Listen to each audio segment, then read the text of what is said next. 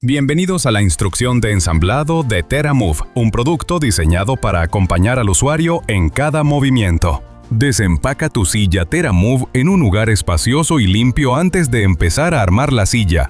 Ubiquemos nuestra primera herramienta, la llave multifuncional.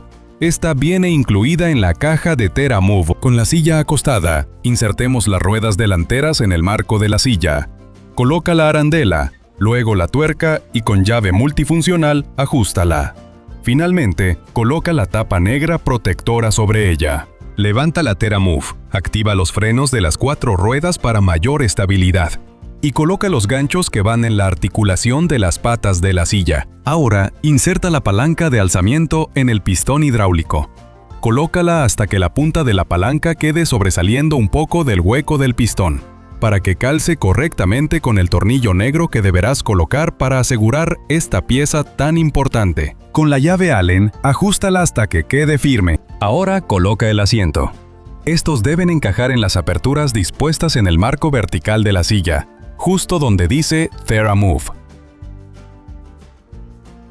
TeraMove puede utilizarse sin su recipiente higiénico.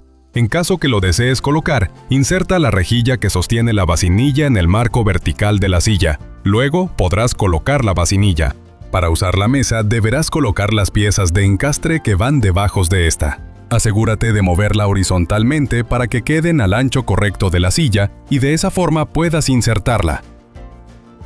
Para colocarla en la silla, deberás bajar los manubrios apretando la palanca de seguridad que los mantiene fijos en su posición. ¡Genial! Ahora tu silla TeraMove está lista para utilizarse de forma segura. Recuerda siempre usar el cinturón de seguridad y descubrir más ventajas del uso de esta silla en la descripción de este video.